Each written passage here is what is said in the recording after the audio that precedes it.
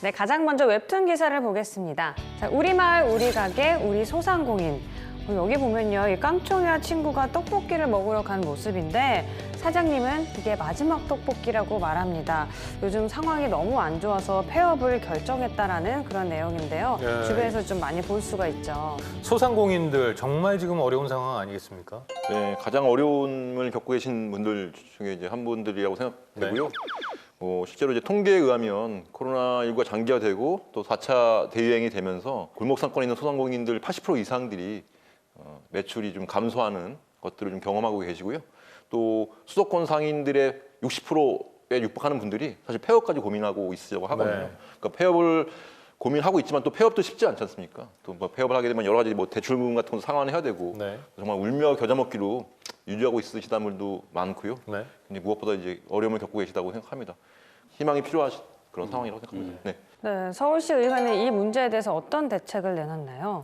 네, 우리 서울시에서는 소상공인들이 지원할 수 있는 다양한 해법들을 찾고 있는데 가장 중요한 것이 내수 침체의 요인을 어떻게 해결할 것인가, 그리고 장기화에 따른 소상공인들을 어떻게 구제할 것인가에 대한 방향에 초점을 맞췄습니다. 가장 중요한 것은 이제 소상공인들에게 적극적인 지원을 할 수 있는 정책이 시급하겠다. 그래서 소상공인 기본 조례를 우리 전국에서 최초로 채택해서 소상공인 기본 조례를 통해 소상공인들이 지원할 수 있는 창업서부터 폐업까지의 토탈 서비스라고 할 수 있는 지원 방안들을 만들어서 서울시장이 그것을 앞으로 시행할 수 있도록 제도화시켰습니다. 네. 자, 그렇다면 소상공인 기본 조례 어떤 내용을 담고 있습니까? 네, 소상공인들에 대한 기본 조례는 굉장히 중요한 정책들인데요. 아마 기존에도 소상공인들과 관련된 지원 조례는 많았지만 이렇게 소상공인들을 위한 토탈적인 기본 조례는 전국에서 최초이고 전국의 최초가 국내 최초 아니겠습니까? 조례에는 소상공인들이 기본적으로 어떤 일들을 지원해야 될 것인가에 대해서 서울시에서 그 시행 계획들을 잡아야 됩니다. 네. 서울시장이 시행 계획안을 잡을 수 있도록 그것을 안 할 수 없도록 의무화시킨 것이 가장 크고, 네.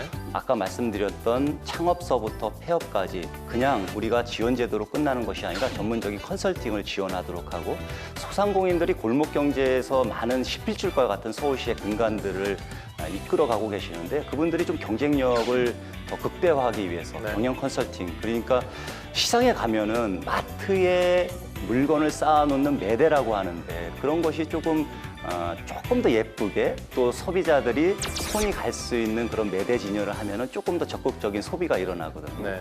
경영 컨설팅과 소셜 디자인을 어떻게 하면 매출이 극대화될 수 있다라는 제도도 알려드리고, 또 소상공인들이 경영적인 측면에서 SNS 활동이 굉장히 취약합니다. 어르신들이 그렇죠. 네. SNS를 어떻게 다뤄야 될지 모르고, 그래서 요즘 맞는 소셜 미디어의 공개 방식에 따른 매출 효과, 홍보 효과 이런 것들을 어떻게 더 잘할 수 있는가에 대해서 그런 재원도 저희가 마련해 드리고, 가장 중요한 것은 또 장사가 잘 되면 또 일자리도 늘어나게 되지 않겠습니까? 그분들에 대한 고용 보험도 또 세수 감면에 대한 지원 제도도 해주고, 가장 또 중요한 것은 이렇게 코로나19와 같은 재난 지원 상황, 그리고 경제가 굉장히 악화됐을 때 또는 자연재해가 일어났을 때 소상공인들이 어려움을 겪고 있으면 즉시 소상공인 기본 조례에 따라서 대출 지원을 할 수 있는 그런 긴급 재난 예산을 또 확보할 수 있는 근거까지 소상공인 기본 조례에 다 담았습니다.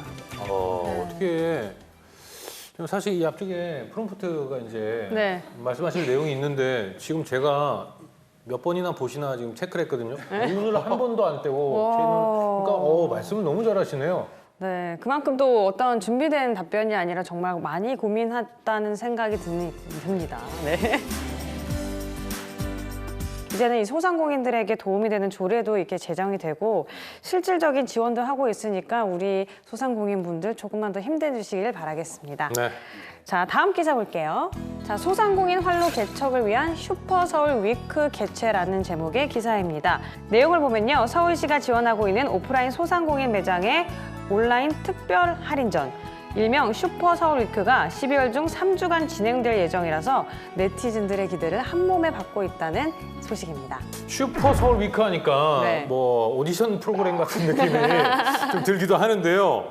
상반기에도 열린 적이 있다고요? 네, 지난 6월 말부터 이제 7월 초까지 진행이 됐었고요. 네. 어쨌든 코로나 상황이 지속되면서 이제 그 오프라인에서의 어떤 거래라고 하는 게 좀 제한적이지 않습니까? 그렇죠. 그래서 그런 분들을 위해서 온라인에서 어떤 시민들에게 직접적으로 이제 어떤 물건을 판매할 수 있는 그런 장을 마련해 드린 거고요. 네. 굉장히 호응도 좋았고 또 이제 소상공인뿐만 아니라 또 시민들도 이제 그런 좋은 물건들을 좀 할인된 가격으로 구입할 수 있기 때문에 또 많은 시민분들에게도 좀 굉장히 반응이 좋았습니다. 네. 네.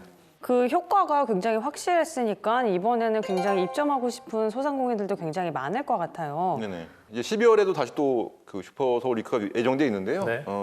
참여하시고자 하는 분들은 서울시내에서 이제 소상공인 분들은 누구나 참여하실 수 있고요. 한국 생산성 본부 그 홈페이지에서 신청을 하시면 참여할 수 있습니다. 네.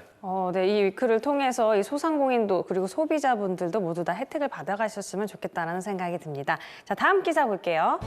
11월부터 위드 코로나, 1월엔 일상 누린다라는 제목의 기사입니다. 내용을 살펴보면요. 11월부터 단계적 일상 회복, 이른바 위드 코로나가 시작이 됩니다. 국내에서 코로나19 첫 환자가 발생한 지 약 1년 9개월 만에 방역 체계가 코로나19 이전의 일상을 되찾는 방향으로 전환한 건데요. 네티즌과 소상공인들이 정말 얼마나 기다렸던 일이냐며 모두가 반겨하는 그런 상황입니다. 참 오래 걸렸습니다. 생각보다 좀 오래 걸렸는데 위드 코로나로 전환된다고 해서 모든 제한이 사라지는 건 아니죠? 네, 그 위드 코로나로 전환된다고 해서 방역이 일시적으로 해제되는 것은 아닙니다. 네. 우리 시청자들께서 명심해야 될 것은 방역 지침에 따른 위드 코로나의 일상 회복으로 전환되긴 하지만 네. 항상 방역 지침은 따라야지만이 자기 방역은 자기 스스로 책임질 수 있다라는 것이 일상 회복의 가장 기본적인 원칙입니다. 네. 정부에서 로드맵을 발표했는데 3단계에 걸쳐서 6주간 단계별 완화 방침이 일어나고 위드 코로나에 맞는 단계가 11월 1일서부터 시행이 되게 되는데요. 그 2단계는 12월 13일, 그리고 3단계는 내년 1월 24일 날 이제 진행이 되게 됩니다. 그러나 지금 1단계 진행 사업할 때 생계업, 그러니까 카페나 식당 이런 시설들에 대해서는 24시간 영업을 제한하지 않고 영업할 수 있도록 유도해드리고 있는데 유흥시설이라든지 고위험 시설에 대해서는 이른바 백신 팩스라고 하는 네. PCR 검사 음성까지 확인된 사람들에 한해서 일시적인 제한이 있고 2단계, 3단계에는 완화 방침을 저희가 준비하고 있습니다. 일상적인 회복이 되면 조금 더 완화된 코로나 이후의 삶을 우리가 즐길 수 있을 텐데 네. 개인 방역을 더 철저히 하셔야지만이 모든 시민과 가족이 건강할 수 있을 것 같습니다. 네, 정말 기다리던 반가운 소식에 너무 또 방심하면 또 다시 더 위험에 처할 수 있으니까요. 개인 방역 철저히 지키기를 모두에게 당부드리도록 하겠습니다. 지금까지 해통의 뉴스였습니다.